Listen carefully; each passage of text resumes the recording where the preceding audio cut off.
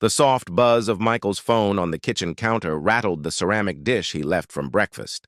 Claire had meant to ignore it. It wasn't her business. But something, some small tilt in her gut, made her glance over. The caller ID read Jenna M., a name she didn't recognize. The message icon blinked expectantly. Michael had been acting strange for weeks, longer if she was honest. Late meetings, over-explained absences, the way he flinched when she touched his arm. She listened, and there it was, Jenna's voice, warm and hurried. "I miss you. I can't stop thinking about what we did. Call me when you can." The air in the kitchen thickened. Claire stood there, frozen, feeling her heart pulse in her throat. By evening, Claire had made a decision. She wouldn't confront him. Not yet. She needed to know everything. She reached out to her brother, Tom, a former cop turned private investigator after a messy divorce he rarely spoke about. Tom didn't ask many questions. Maybe he saw something in Claire's voice.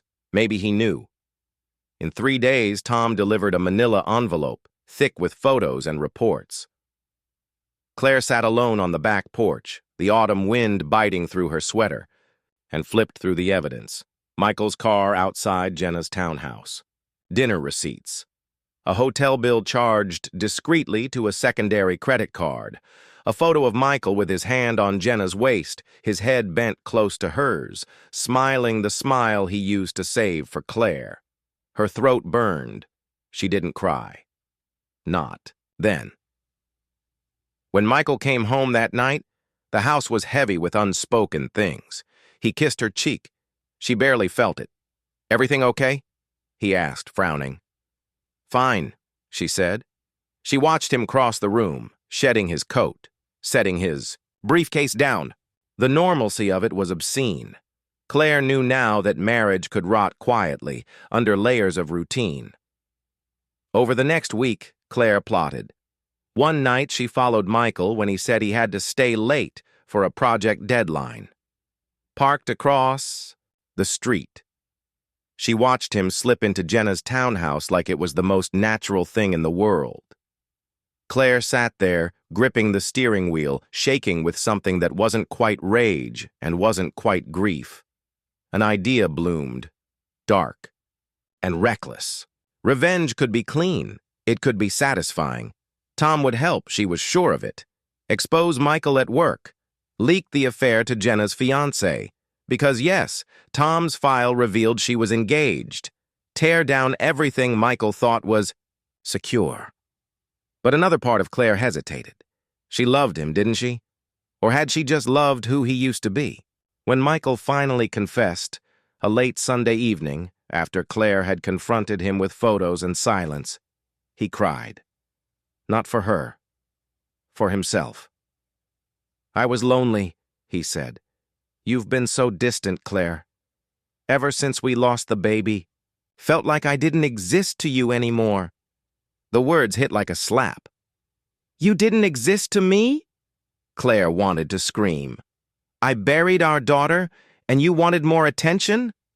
But all she said was, "I know." Because in some poisoned part of her heart, she understood.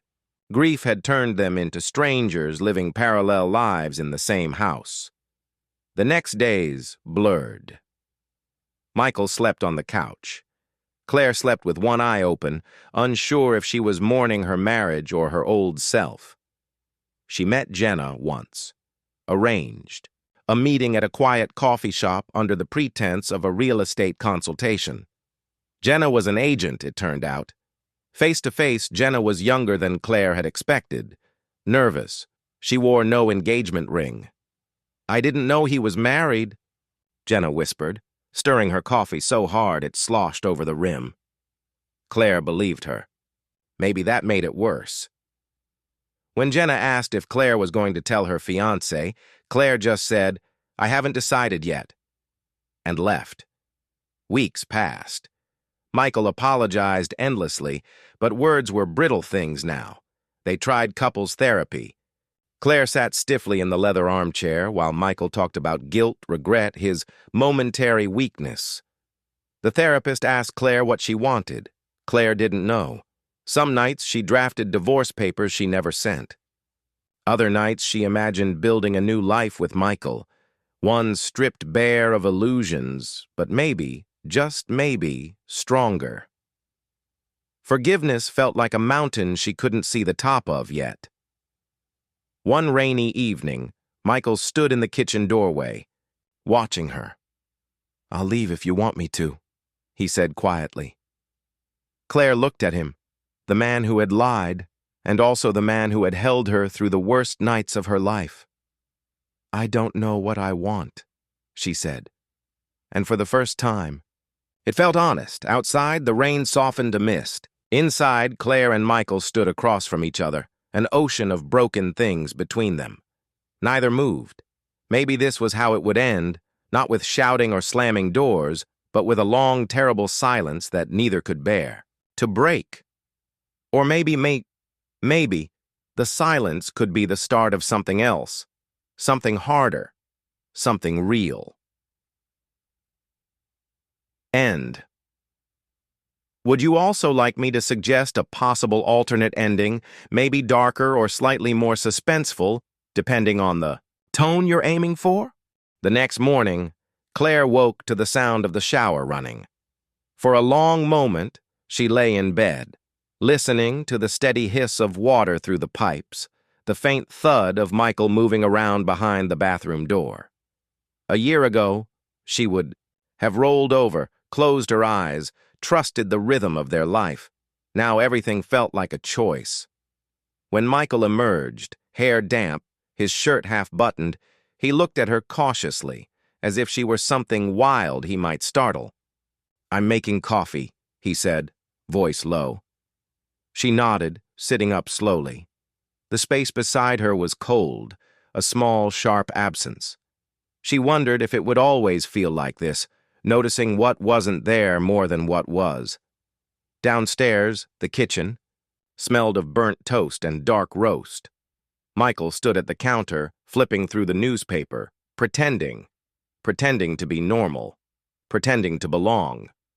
Claire poured herself a cup, ignoring how her hands shook. "So what now?" she asked finally. Michael set the paper down. His hands were steady. He met her eyes. "I don't want to lose you," he said. "I'll do whatever it takes." A flicker of something in his voice. Desperation, maybe. Hope, maybe.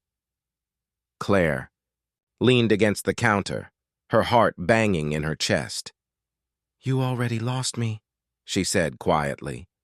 "You just didn't notice until now." The words hung between them, heavy and irreversible. Later, Claire sat in her car in the grocery store parking lot, engine running, listless. She thought about Tom's offer, one he made 2 days ago over a bottle of scotch at his cramped kitchen table. "We could make this messy for him, Claire. Real messy. Just say the word."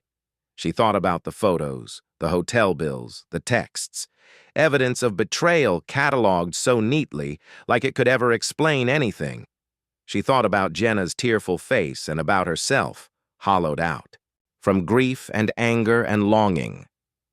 Claire realized she didn't want revenge. Revenge would tether her to him even tighter, to the man who had become a stranger inside her home. She wanted her own life back. That evening, Claire gave Michael an envelope. Inside, a set of terms. Separation agreement. No drama. No scorched earth. Clean lines. He read it carefully, his face paling, his mouth tightening. "This is what you want?" he asked, voice cracking. She thought about lying. Thought about softening it. But she didn't. "Yes," she said. 6 months later, the town thawed into spring. Claire lived in a small, sunlit apartment now, with thin walls and cheap plumbing and a view of the river she was learning to love. She took pottery classes on weekends, joined a book club full of women who didn't know her history, Sometimes she saw Michael at the grocery store or at the bank, a flash of a familiar face in an unfamiliar life. They nodded politely, too, people who had once loved each other and then didn't. There were still nights when Claire woke up aching, full of doubt, full of the old grief. But there were also mornings when she made coffee, sat by her window and felt something surprising and strange bloom inside her. Freedom. Not happiness, not yet, but the possibility of it. And that was enough. For now. End. Spring slid into early summer. Claire moved through her days like someone learning a new language. Cautiously, with small mistakes and small victories. She made friends, real ones, people who knew her as Claire the artist or Claire from the riverfront, not Claire who had been betrayed. Still, there were ghosts. One afternoon, while browsing the farmer's market, Claire spotted Michael again.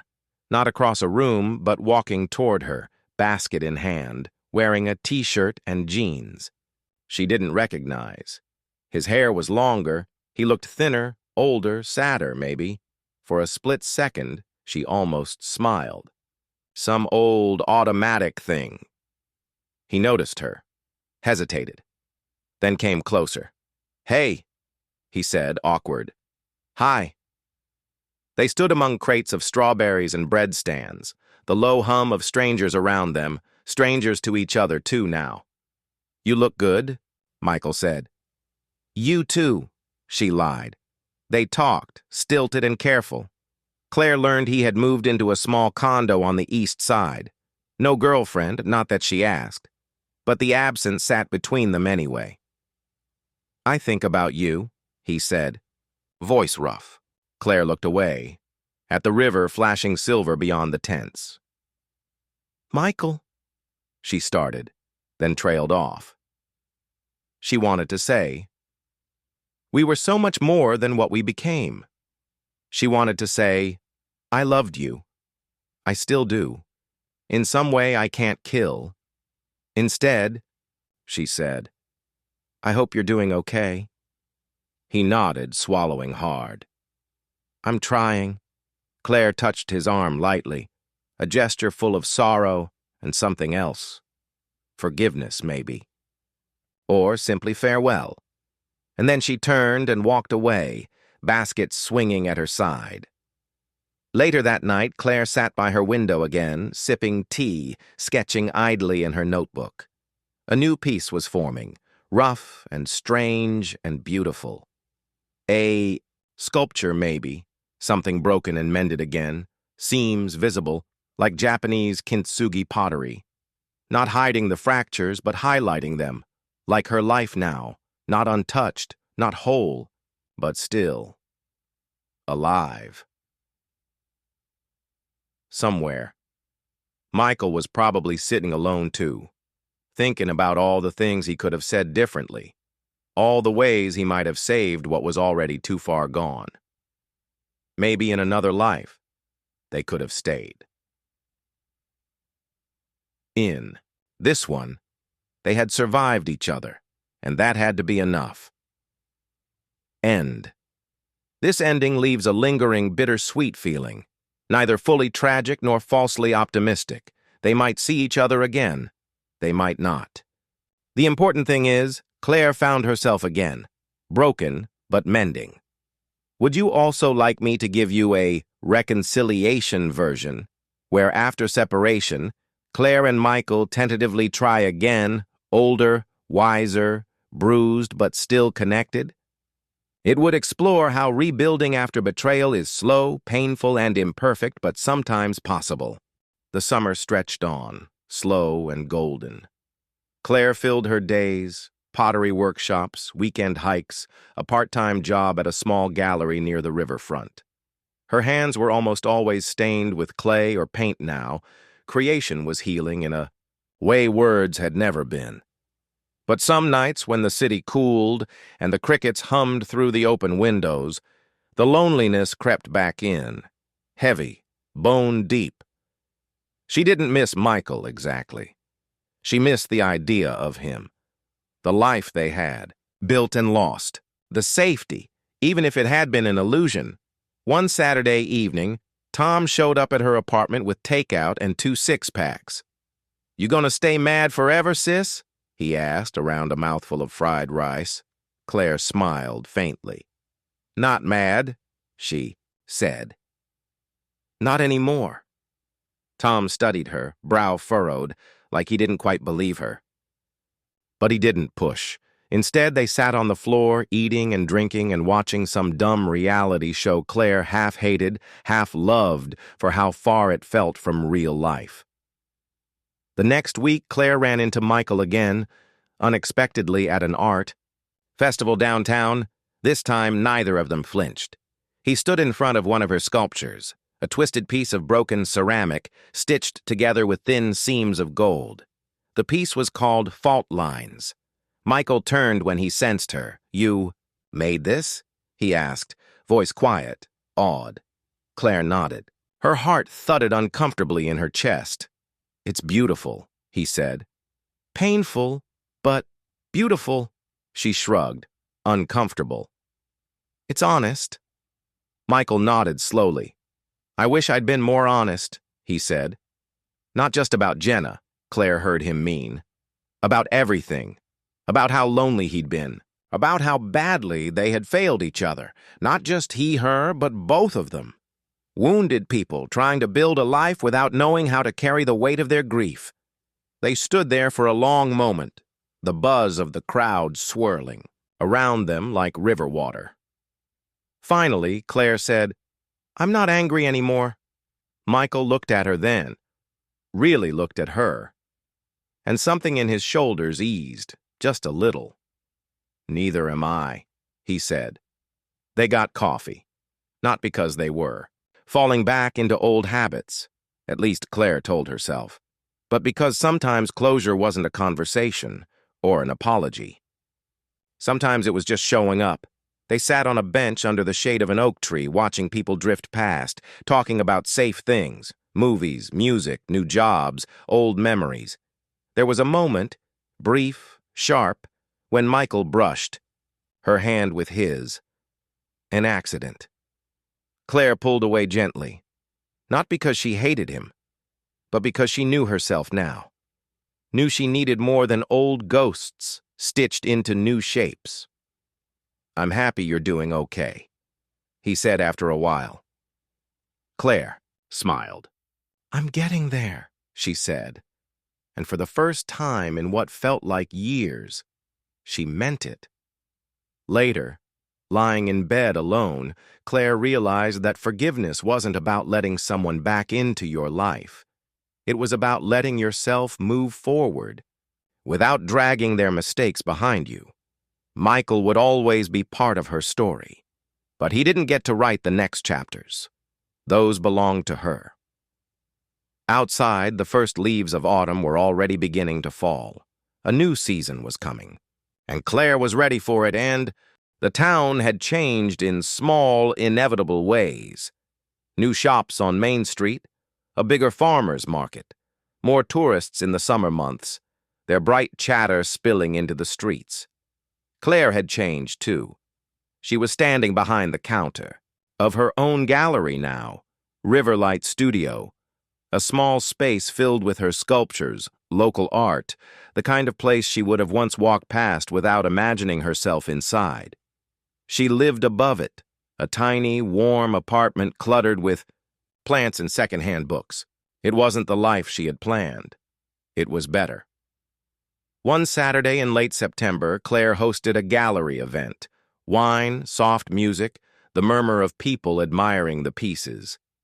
Near the entrance, a man laughed, deep and easy, and Claire's heart skipped for a second. But it wasn't Michael. It was Evan, a quiet, stubborn man she had met a year ago.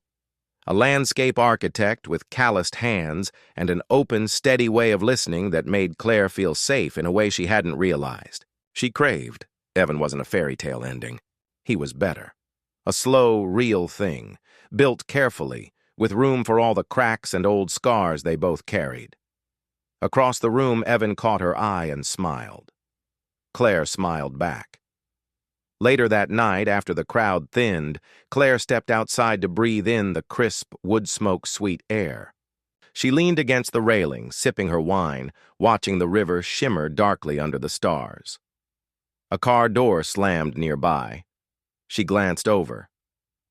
Michael. He looked almost exactly the same, a little more silver in his hair, a little more worn around the edges. He wore a dark jacket, jeans.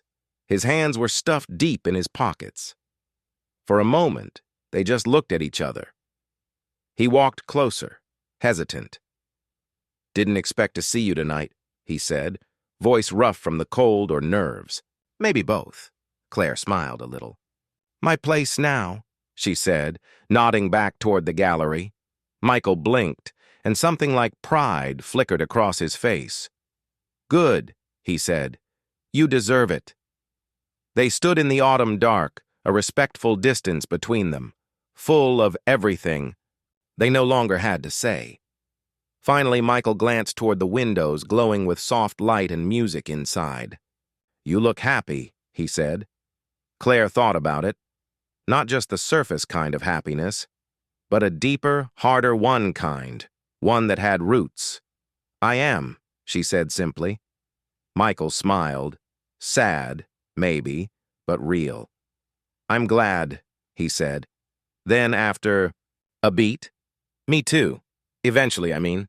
Claire nodded. They weren't the same people anymore. Maybe that was the only kind of closure that mattered. They said goodbye, quietly, easily, and Michael walked away, hands back in his pockets, disappearing into the night. Claire watched him go, feeling not pain, but something softer. Gratitude, maybe, for what they'd had, for what they'd survived, for what they had finally learned to let go of. She turned back toward the gallery, toward Evan and the music and the warm, bright life she had built with her own hands. The door closed, behind her with a small, satisfying click. Outside, the leaves kept falling. Inside, Claire was already moving forward. End.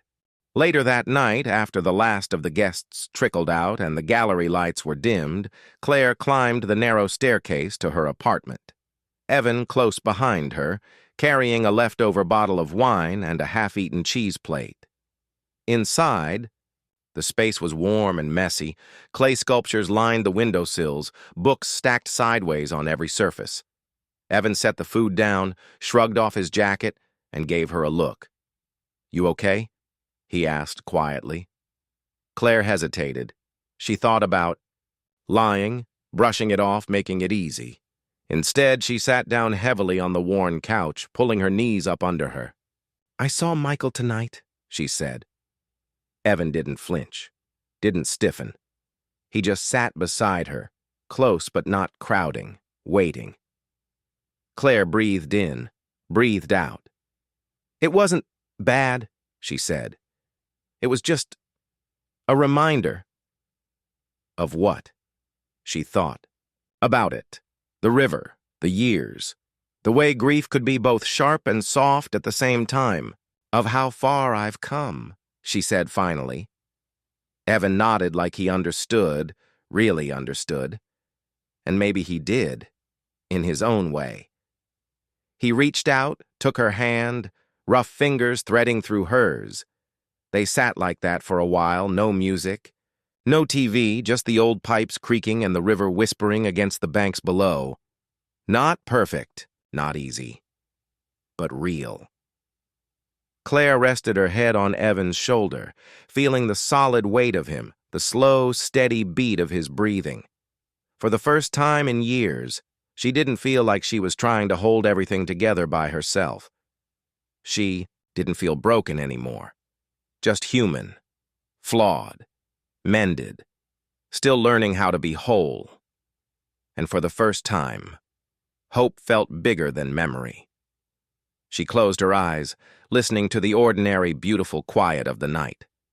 Outside, the leaves kept falling. Inside, a new life was growing, slow, messy, stubborn, and completely hers, and Claire was ready for all of it. The river town had grown, but not so much that it lost its soul. New cafes, new murals along the old brick walls downtown. Some of Claire's sculptures were there too now, weather-worn and beautiful, part of the city's skin. She was sitting at an outdoor table at Morningtide Cafe, a sketchbook open in front of her, a cup of coffee cooling at her elbow. Across the street, the river moved slow and wide, glittering under the pale spring sun. Claire was older now, lines at the corners of her eyes, silver beginning to streak her dark hair. She looked and felt like someone who had lived. Evan was inside, chatting with the barista about some landscaping project. In the stroller at Claire's side, their daughter, May, slept, one tiny hand curled around a soft knitted rabbit. Claire sketched idly. Not serious work, just the lazy, sweet kind of drawing that came when you didn't have anything to prove. For a long moment, she just breathed. No rush, no fear. The life she had built was hers, imperfect, messy, fiercely loved. Across the street, a man paused at the corner. Michael, older too, unmistakably. He wore a suit jacket, carried a briefcase, talking on his phone, a man who had mended himself in his own way. For a beat, their eyes met. Not awkward, not painful, just a shared recognition. We were a part of each other's story, and now we are not. Michael gave a small, almost imperceptible nod. Claire returned it. He crossed the street in the other direction, disappearing into the crowd. Claire turned back to May, adjusting the blanket gently, brushing a thumb over her daughter's soft, damp forehead. "Hey," Evan said, coming out of the cafe, two pastries in hand. He kissed the top of Claire's head without asking, without needing permission. It was their ritual, ordinary and precious. Claire smiled up at him, taking a pastry. "Everything okay?" he asked. She nodded. "Yeah," she said, "everything's good." And it was, not perfect, not simple, but good. As the morning brightened, Claire closed her sketchbook, picked up the stroller handles, and started walking, Evan at her side, the town waking up around them, the river singing its low, endless song. The past was still there, like a faint scar under skin. But it didn't hurt anymore. It had shaped her, not broken her, and now, finally, the future felt wide open again. End.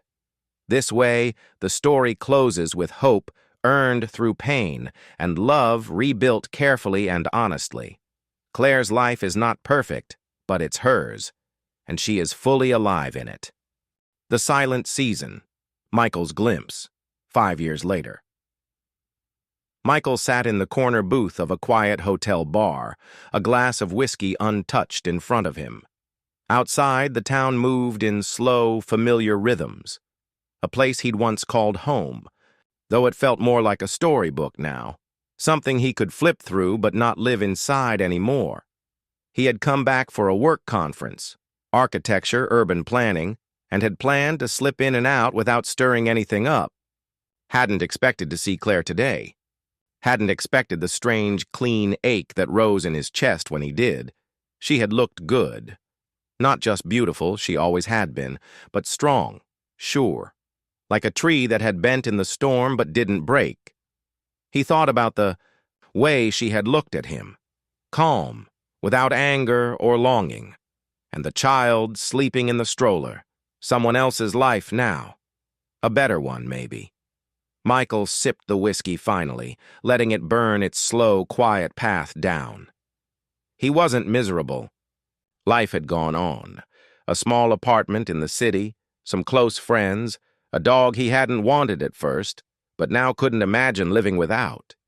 He was even seeing someone, not serious yet, but easy, comfortable, still.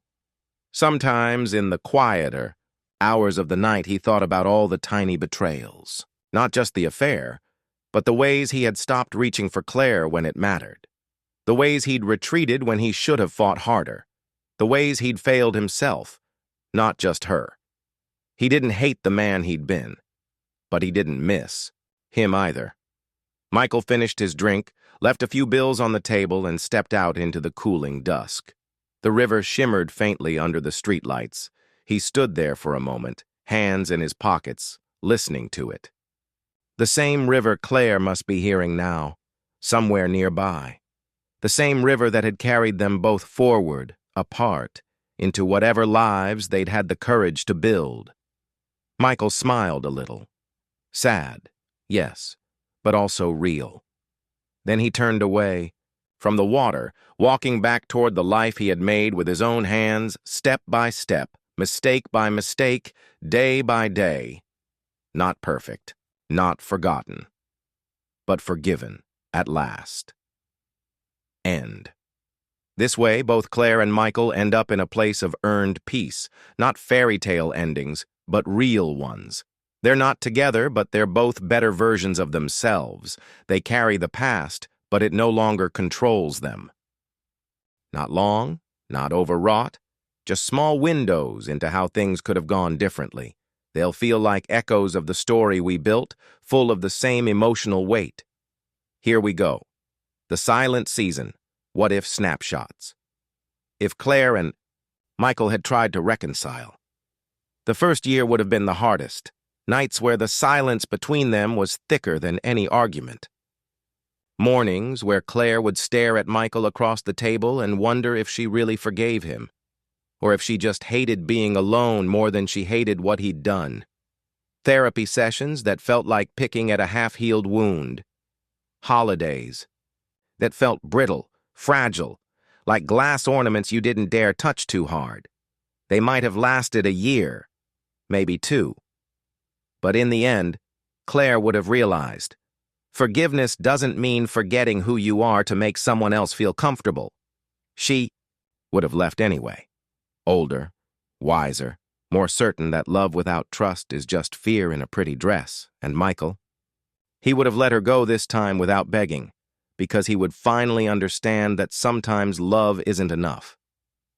If things had ended more tragically, if Claire hadn't walked away when she did, if she had buried the betrayal deep inside instead of facing it, it would have rotted them both from the inside out, small resentments growing like mold under the skin, snapping at each other over groceries, bills, lost socks, all the tiny things that would have meant nothing if the big things hadn't been broken.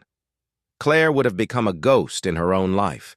Michael would have drifted farther, finding comfort, in the wrong places again and again, and when the final ugly break came, a screaming match, slammed doors, a marriage stripped bare, there would be no quiet forgiveness, only ash.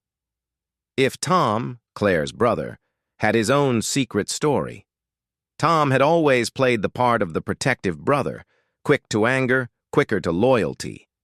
But he carried his own quiet wreckage tucked deep in his back pocket. A woman he loved once, fiercely, foolishly, who left town without saying goodbye. Tom had never talked about it.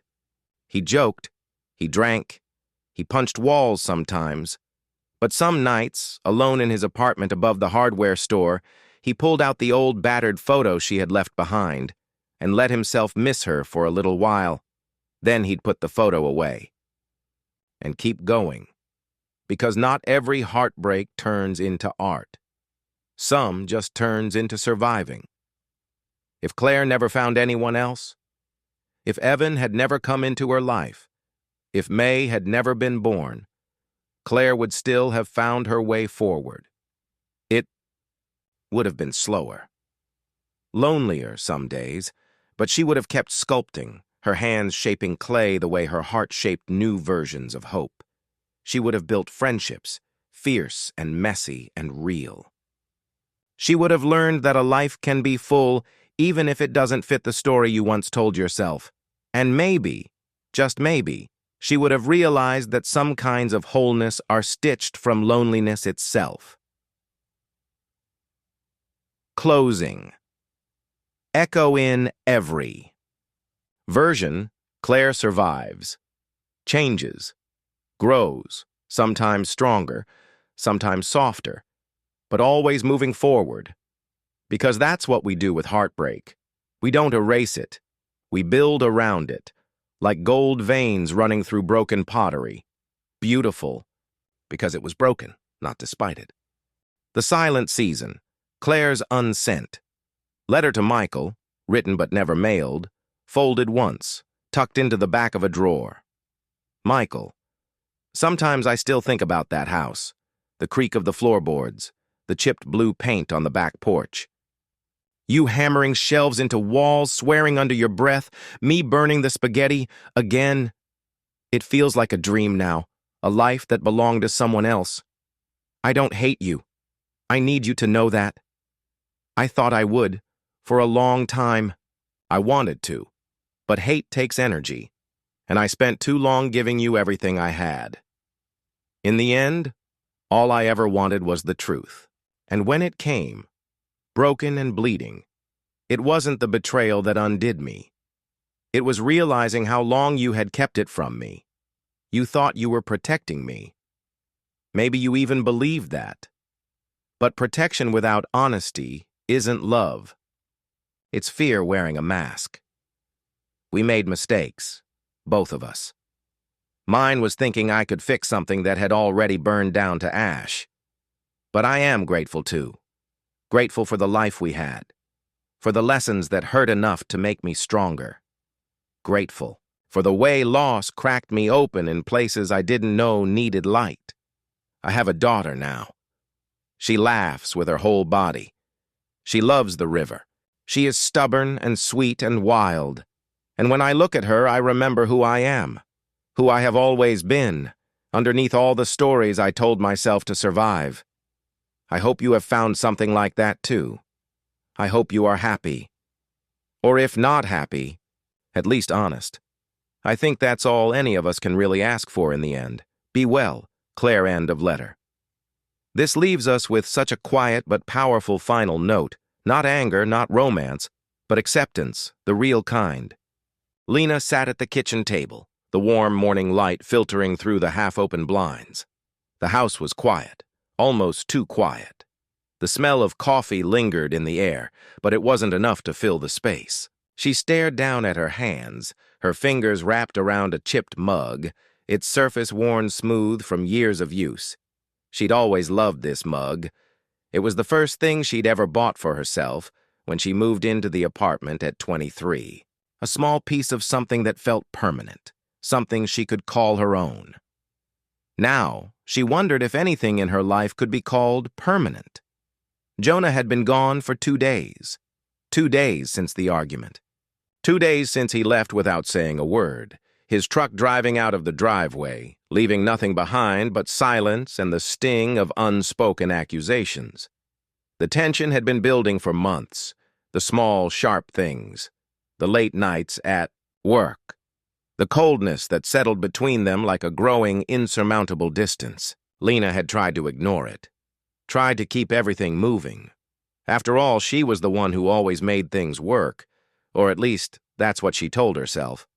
But now, with Jonah gone, the quiet felt like it was settling into her bones. It wasn't just the absence of his presence, it was the absence of everything they used to be. Her phone buzzed on the table, breaking the stillness. It was a message from Jonah. She stared at the screen, the words simple, direct. "We need to talk when I get back. Can you be home this afternoon?" Lena's breath caught. Talk. What did that mean? It wasn't an apology. It wasn't a plea for forgiveness. It was just a promise of another conversation, one that could either bring them back together or push them even further apart. The argument 2 days earlier, it had all boiled over. She had found the receipts in his jacket pocket. A hotel bill. A dinner for two, at a place they used to go when they were still dating, back before they had settled into the grind of routine and unspoken words. Jonah had come home late that night, his shirt untucked, his eyes just a little too guarded. And before he could even take off his shoes, Lena had asked, her voice quiet but firm, "Who were you with?" He had looked at her, that flicker of guilt flashing across his face for just a second before he'd steadied himself. "It's not what you think." But it didn't matter. Lena didn't need explanations anymore. The feeling had been growing for a while now. The sense that something had shifted between them, something unspoken that had turned into a wall. And now that wall had become too thick to ignore. "You didn't think I'd notice?" she had said, her voice shaking but full of sharp resolve. "How long, Jonah?" Jonah hadn't answered right away. Instead, he had run a hand through his hair, then thrown his jacket onto the couch, trying to avoid her eyes. "I never meant for this to happen," he had finally said, the words sounding empty, like something rehearsed. Lena had felt the bitterness rise in her chest. "Then what did you mean, Jonah? Tell me. Please." But all he had done was shake his head, as if words could fix nothing anymore. And then the silence had come, thick and oppressive. The silence where no one dared speak, but everything was said. The waiting Lena set the phone down and stared at the kitchen window, feeling the weight of time stretching. She wasn't sure if she was waiting for him to come home, or for him to disappear entirely. She wondered how long it would take for her heart to catch up to the reality of their lives. How long until she stopped hoping they could go back to the way things were, when the simplest moments had felt like enough. She had never been the kind of person to give up on something she believed in. But now, sitting in the quiet of their home, she wasn't sure if she even knew what she was fighting for anymore. The door creaked open, and Lena's breath hitched. Jonah was standing in the doorway, looking the same but somehow different. There was a weariness in his eyes, an almost imperceptible loss. The man she had fallen in love with had always been strong, sure. But now, it was as though he was carrying something heavy. A weight that wasn't just his own, but something between them. He didn't speak at first, just stood there. Lena didn't know what to say either. Finally, Jonah stepped inside, closing the door behind him, his movements slow, deliberate. He sat across from her at the kitchen table, the space between them heavy like an unspoken question hanging in the air. "I don't know how to fix this, Lena," Jonah said quietly, his voice breaking the silence. "I don't know if I even can." Lena closed her eyes for a moment, trying to hold on to some sense of strength, but it was harder than she wanted to admit. She had always been the strong one, the one who made things work. But now, it felt like everything was unraveling, and she wasn't sure if there was a way back. Jonah reached out then, his hand hovering above hers, but he didn't touch her. The air between them crackled with the weight of everything that had been said and unsaid. "I never wanted to hurt you," he said. "I've messed up, Lena, and I'm sorry, but I need you to know, I never stopped loving you." Lena's heart ached at the words. She wanted to believe him. She wanted to reach across the table and pull him close, but the wounds felt too deep, the distance between them too wide. And then, there was a voice in her mind, quiet but firm, telling her that love alone wasn't enough to heal what had been broken. Not anymore. She didn't answer right away. Instead, she took a deep breath and let the silence stretch between them, allowing the moment to settle. "I don't know what comes next," she said softly, "but we'll figure it out. Whatever happens, we'll figure it out." End of scene. Jonah nodded, a slow, broken gesture as if he barely trusted the words Lena had offered him. He looked tired, older somehow, even though only a few days had passed. Lena pulled her hand back, folding her fingers into the sleeves of her sweater. She wasn't ready to close the distance between them yet. Maybe she never would be. Forgiveness wasn't a light switch you flipped. It was a door you opened a crack, cautiously, knowing it might never swing wide. They sat like that for a while, not speaking, barely breathing. Two people who used to be each other's safe place and now didn't know how to begin again. Finally, Lena asked, her voice low, careful. Was it serious? Jonah blinked, as if the question hurt more than he expected. No, he said. Then, after a beat, softer. But it wasn't meaningless either. The honesty stung, but Lena respected it more than a pretty lie. Meaningless would have been easier to forgive. Meaningless could have been brushed aside, but meaning had roots. Meaning grew things, even if those things were weeds. She stared out the window, watching the soft sway of the trees in the backyard. They had planted those trees together, barely saplings then. Now they brushed against the house with a kind of tentative, persistent life. How long? She asked. Jonah hesitated, then said, 3 months. Off and on. Lena swallowed against, the lump rising in her throat. She had expected something shorter, a one-time mistake, a moment of weakness, not months, not seasons. The weight of it pressed down on her chest, but she stayed still, steady. She wasn't the same woman she had been before the fight. Pain had changed her, but it hadn't hollowed her out. It had sharpened her. Jonah leaned forward, elbows on his knees, face in his hands. I ended it before you found out. I was trying to find a way back to you. I was just too much of a coward to tell you the truth. Silence again. Lena wondered, not for the first time, if love without trust was like a house built on sand, doomed to sink, no matter how strong it looked, from the outside. She also wondered if you could ever truly rebuild trust. Not patch it, not wallpaper over it. Rebuild it from the foundation up? Maybe. If you were willing to tear everything down first. She stood up then, feeling Jonah's eyes on her as she moved to the sink, rinsing out her mug. The normality of the action felt strange, absurd, almost, against the gravity of what they were facing. When she turned around, she spoke calmly. I can't pretend this didn't happen, she said. And I'm not going to promise you anything today. Maybe not tomorrow either. Jonah nodded, misery carved into every line of his face. But, Lena continued, if you want to try, if you're willing to do the work, real work, then maybe there's a path forward. He looked up at her, hope flickering across his features. Anything, he said. Whatever it takes. Lena gave a sad, small smile. We'll see, she said. It's not just about you anymore. It's about whether I can live with who we are now, whether I want to.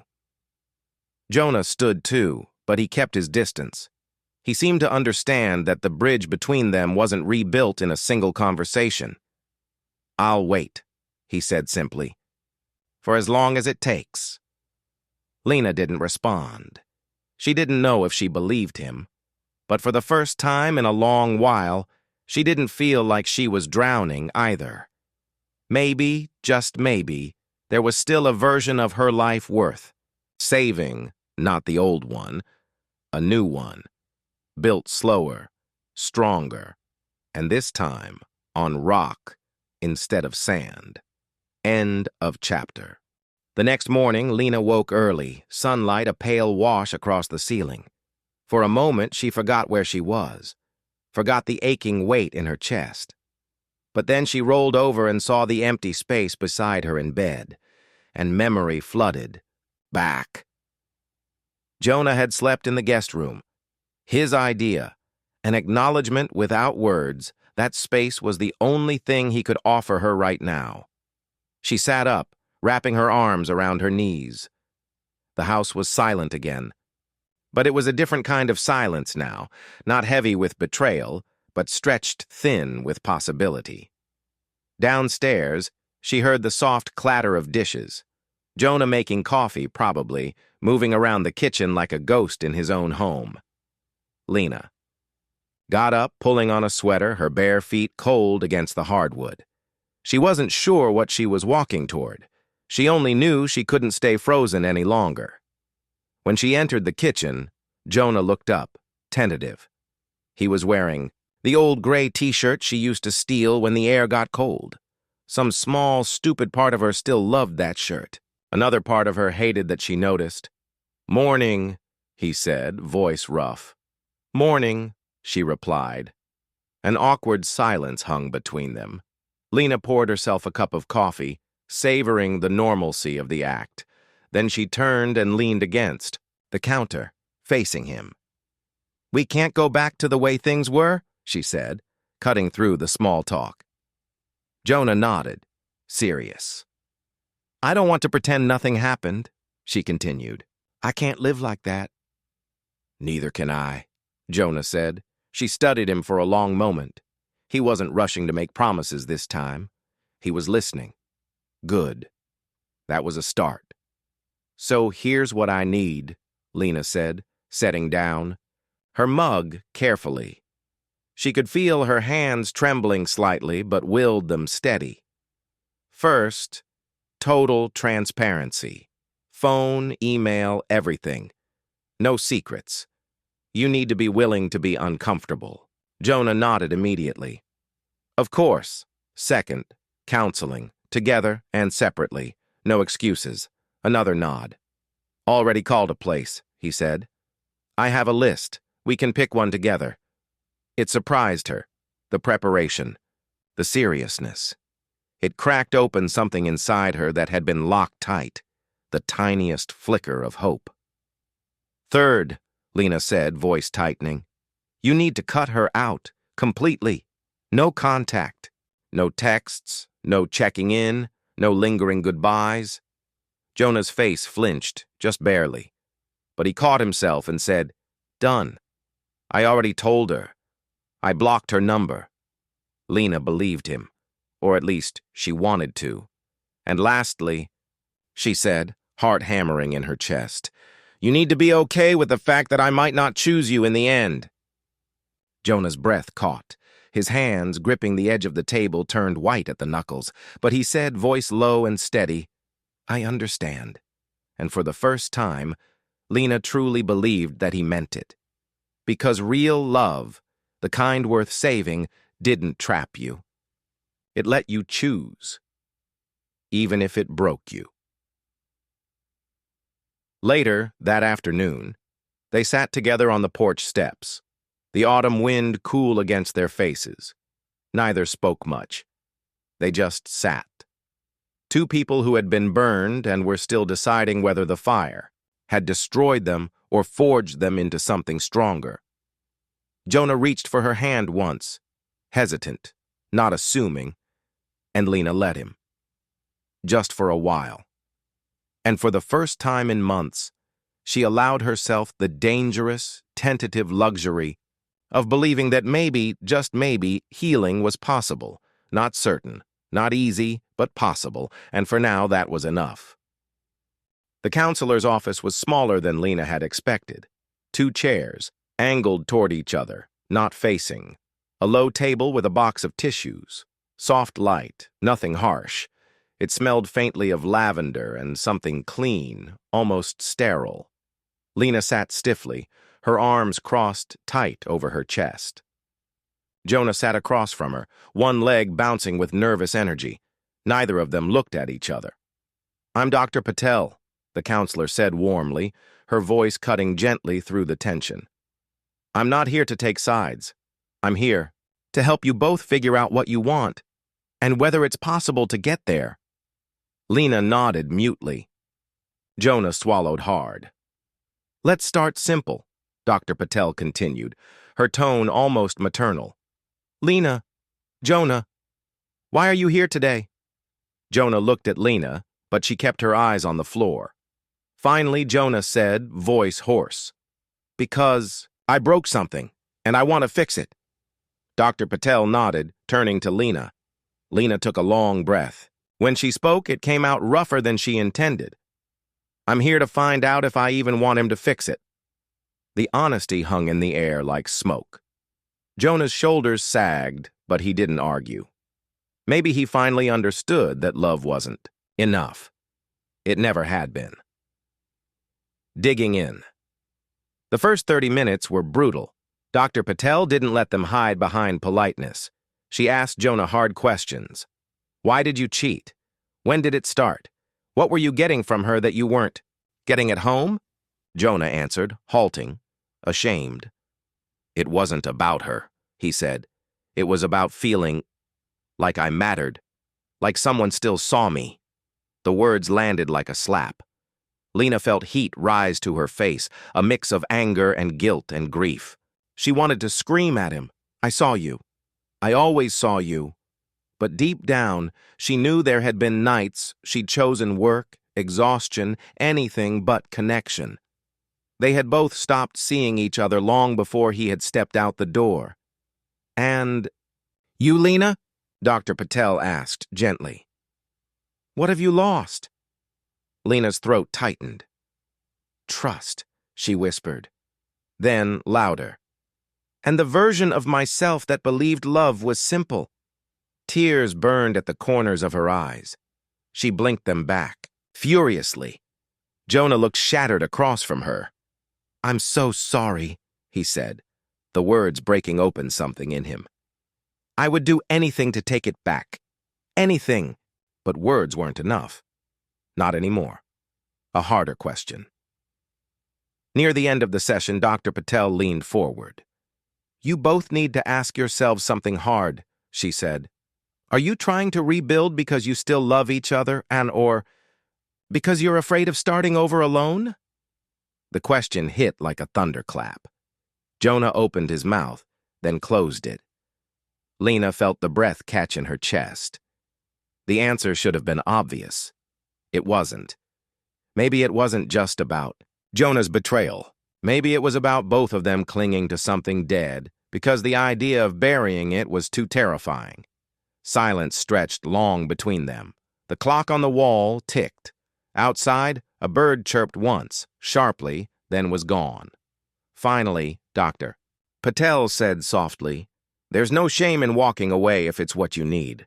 And there's no shame in staying, but only if you stay because you want to, not because you're scared not to. Lena nodded slowly, feeling the truth of it settle deep in her bones. When they left the office, Jonah reached for her hand. This time, Lena didn't take it. She needed to walk her own path first, before she could ever choose to walk beside him again, and Jonah, to his credit, let her. End of Chapter 3. 2 weeks passed. 2 weeks of counseling, of strained conversations, of Jonah giving Lena space without demanding anything in return. 2 weeks of Lena waking up every morning and asking herself, is this worth fighting for? And not knowing the answer. There were moments, small, careful moments, where she caught glimpses of the man she had loved for so long, the way Jonah listened now, the way he didn't flinch when she was angry, or sad, or just cold. He was trying. But sometimes trying wasn't enough. One rainy Thursday afternoon, as Lena stood in the kitchen organizing the mail, her phone buzzed. Unknown number. Frowning, she answered. Hello? There was a pause, and then a voice. Female. Soft, but certain. Lena, it's Harper. Lena froze. The name hit her like a fist to the gut. Harper. Heard Jonah's mistake. Jonah's choice. Lena gripped the counter with her free hand, trying to steady herself. What do you want? She asked, voice flat. On the other end, Harper exhaled shakily. I needed to talk to you. To explain. Lena closed her eyes, fury boiling up inside her. How dare she? How dare Harper think she had any right to explain anything? I don't need anything from you, Lena said, sharp as broken glass. Please, Harper said, just 5 minutes. Then I'll leave you alone. I swear. Lena hesitated, heart pounding. A better woman would have hung up, a stronger woman. But Lena wasn't sure she was either of those things anymore. Some dark, vengeful part of her wanted to hear it. Wanted to know everything. Against her better judgment, she said, Fine. Meeting the ghost, they met at a small coffee shop downtown, neutral territory. Lena wore a sweater and jeans, no makeup, hair pulled back in a rough knot.